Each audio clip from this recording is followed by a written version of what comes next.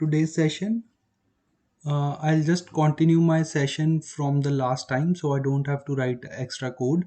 So I have created a frame here and a panel here, and then all these buttons, and I have added these buttons to the panel, and this panel has been added to this frame. So to the frame I have added the panel and then set size and visible. So this same is exactly similar as my last code. What I'm gonna just show you difference is between the grid layouts and the border layouts. Border layout what we did in the last session. So I'm gonna just create a grid layout object here right now. So I'll call it G1 and new grid layout. So I can go give this rows and columns. I'll hover over this and we can read more about the description. So description says we can this constructor gonna take rows and columns, and one but not both of the rows and columns can be zero, which means that any number of objects can be placed in a row or a column. So I'm gonna add first to the panel. I'll add this G1 object, so my panel knows that okay, I have to add uh, add this as a and I have to add it as a layout in a grid layout fashion way. So I have written here the function is I need to access is set layout, just like in last class. So I have set layout as grid layout. So I'm gonna run it and we're gonna see what's gonna happen. So as I have said, two rows and three columns. So yeah, in two rows and one, two, three columns, I have got these six buttons. So suppose say if I write 0 here and 6 here. So I am saying that I have these button in 6 columns but 0 rows. What does that mean exactly? So if I go down in this section, so it exactly tells me the rows with the value 0, meaning any number of rows. So rows can be anything. So if I'm gonna run this, I'm gonna see 6 columns, that for sure, and rows can be anything. So row is 1, right? Similarly, I can write 6 here and 0 here. So now I will definitely have 6 rows. Columns can be anything. So I have 1 2 3 4 5 6 6 rows and 6 on and on every row there is a button, and column is 0. So column can be anything. So here column is 1. So I can also suppose say I'll just put it to back to 2 and 3. Suppose say I want specific distance between my buttons. So what I'm gonna do here is that I'm gonna mention the horizontal and the vertical gap space that I have in the buttons. If I'm gonna run this, now I'm gonna see that I have this space that is between every button in every row and column.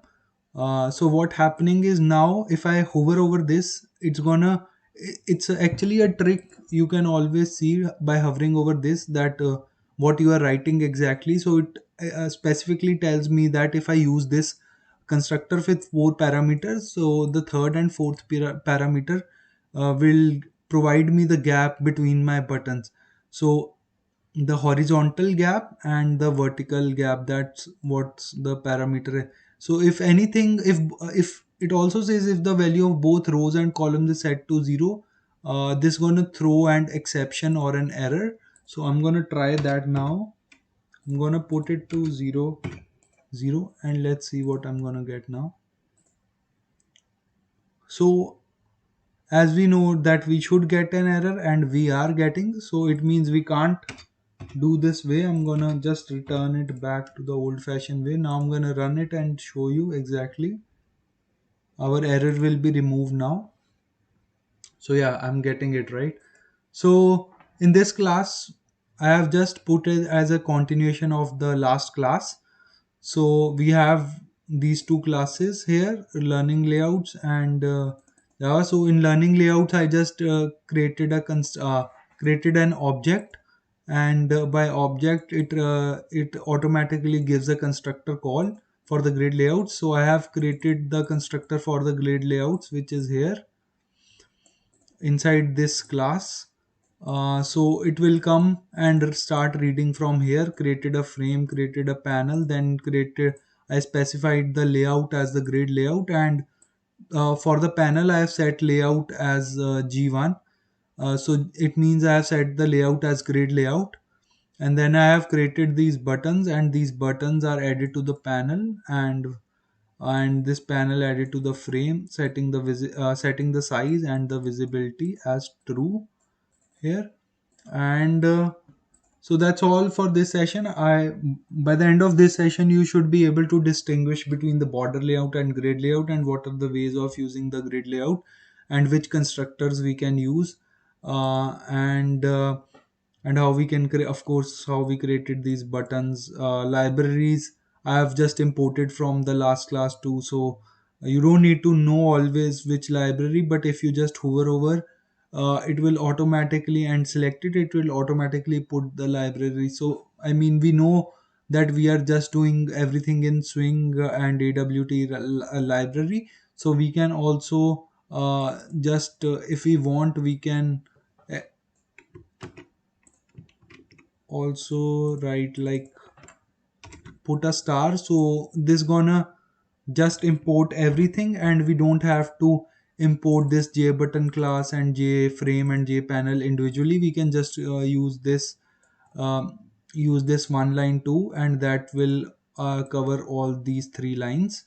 uh, but I mean, hopefully hopefully if you keep liking my work, I'll keep on continuing making more videos like this, informative videos.